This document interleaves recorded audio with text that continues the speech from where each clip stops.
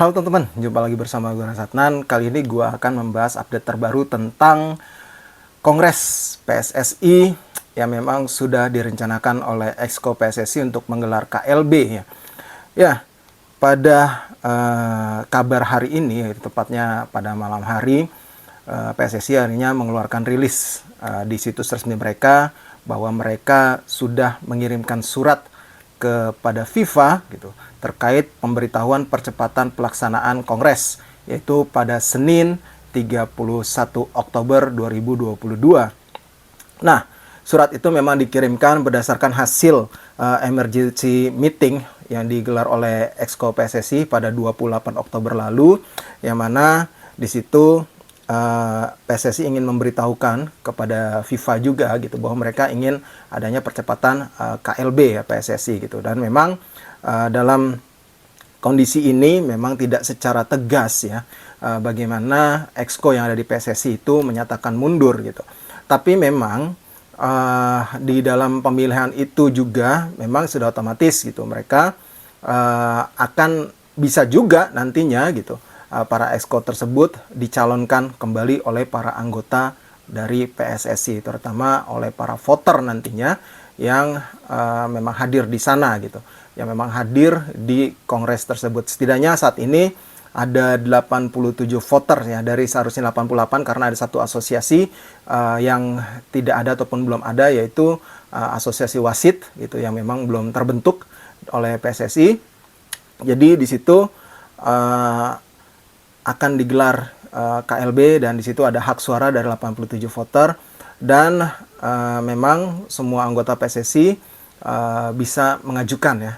Jadi bukan hanya para voters tersebut, tapi anggota PSSI lainnya yang memang tidak masuk dalam voter ya itu sudah ataupun bisa mengajukan siapa calon mereka untuk menjadi ketua umum, wakil ketua umum maupun anggota komite eksekutif yang jumlahnya secara total 15 orang itu plus waketum dan juga ketua umum ya, jadi termasuk itu gitu. Nah, berdasarkan pemberitahuan tersebut gitu, di situ PSSI berharap FIFA sudah bisa memberikan rekomendasi untuk pelaksanaan kongres ini yaitu pada 7 November sehingga PSSI dapat melakukan pemberitahuan kongres kepada para anggota sekurang-kurangnya 60 hari sebelum pelaksanaan kongres.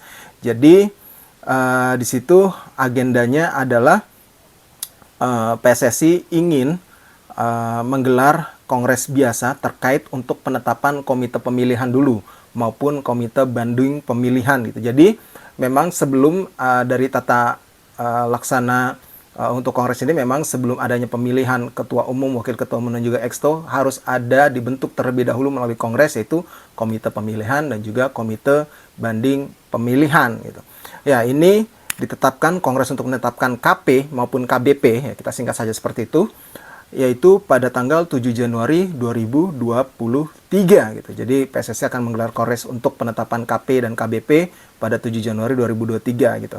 Nantinya KP dan KPP yang terpilih akan bekerja menyusun tahapan menuju kongres luar biasa pemilihan ketua umum, wakil ketua umum dan anggota komite eksekutif yang rencananya akan digelar pada 18 Maret 2023. Jadi untuk pemilihan ketua umum, wakil ketua umum, dan juga komite eksekutif akan digelar pada 18 Maret 2023. Tapi yang menarik adalah, kalau memang pemilihan ketua umumnya itu adalah pada Maret 2023, apakah kompetisi ini masih bisa menunggu? Klub-klub masih bisa menunggu sampai Maret gitu. Ya, ini kan yang menjadi bahan negosiasi sepertinya dari PSSI kepada pemerintah ya, untuk bisa segera mengeluarkan izin kompetisi baik itu Liga 1, Liga 2 dan Liga 3 untuk bisa bergulir gitu. Setidaknya pada bulan November atau paling lama itu Desember ya. Karena memang waktu itu salah satu rekomendasi TGIPF adalah harus ada pembenahan secara total rekomendasinya di tubuh kepengurusan PSSI. Salah satunya adalah harus melalui KLB, Kongres Luar Biasa. Jadi ya memang disarankan ya seluruh pengurus exco maupun ketua umum maupun wakil ketua umum itu untuk mundur dari jabatan mereka sebagai bentuk tanggung jawab moral terhadap ataupun terkait dari adanya tragedi Kanjuruhan itu yang terjadi pada 1 Oktober 2022.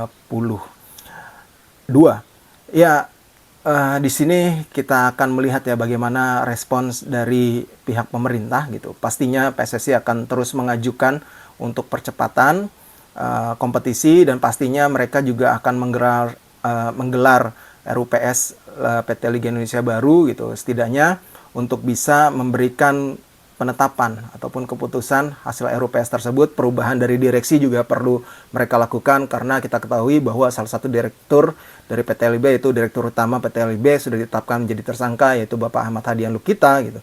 Ya, yang pasti harus ada RUPS LIB untuk mengubah susunan direksi tersebut, kemudian menetapkan perencanaan kapan untuk kompetisi, timelinenya dimulai gitu.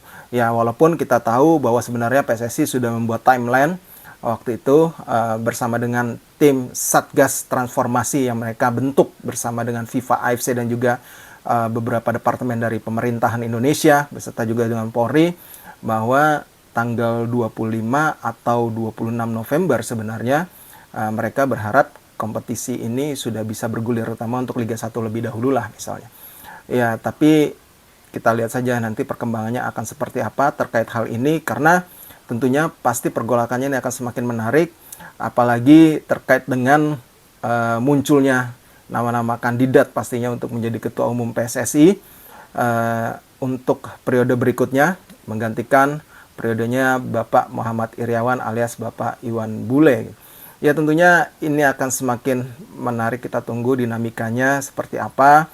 Ya, kita harapkan sih memang ada jalan terbaik ya, walaupun kita berharap tetap untuk pengusutan secara tuntas itu tidak berhenti terkait dengan tragedi Kanjuruhan gitu, karena sudah jelas ya siapa yang menembakkan gas air mata gitu, kemudian personilnya siapa aja, itu kan ada di video ya gitu, mungkin yang sudah tersebar dari berbagai media sosial gitu ya. Setidaknya pihak kepolisian bisa mengungkap lagi siapa yang akan menjadi tersangka kasus ini, sehingga para keluarga korban juga mendapatkan keadilan yang seadil-adilnya sesuai harapan mereka ya gitu, bahwa ini tidak berhenti hanya di 6 tersangka ini saja gitu, karena ini benar-benar kasus yang sangat luar biasa. 135 nyawa sudah hilang gitu, yang tentunya ini menjadi sebuah tragedi besar di sepak bola dunia ya. Kita harapkan masalah ini bisa selesai. Perbaikan di PSSI juga ya kita harapkan tidak hanya sekedar ada KLB saja, tapi sistemnya juga tidak dibenahi. Ya, mudah-mudahan semuanya bisa berjalan dengan baik untuk sepak bola Indonesia, yang pastinya nantinya berujung pada prestasi timnas Indonesia. Apalagi pada masa-masa ini, terutama Desember dan Januari itu kan timnas Indonesia sedang mengikuti Piala AFF gitu ya. Kita harapkan juga pada tahun ini juga kan timnas senior kita itu bisa menjadi juara gitu di Piala AFF tahun ini ya. Setidaknya kalau bisa menjadi juara di Piala AFF tahun ini, kepengurusan saat ini punya legacy lah gitu, prestasi, bahwa akhirnya di kepengurusan saat ini timnas bisa menjadi juara Piala AFF untuk pertama kalinya. Oke, mungkin sekian dulu konten gua kali ini. Jangan lupa di like, comment, share, and subscribe. Gua Rasatan mengucapkan terima kasih dan sampai jumpa lagi.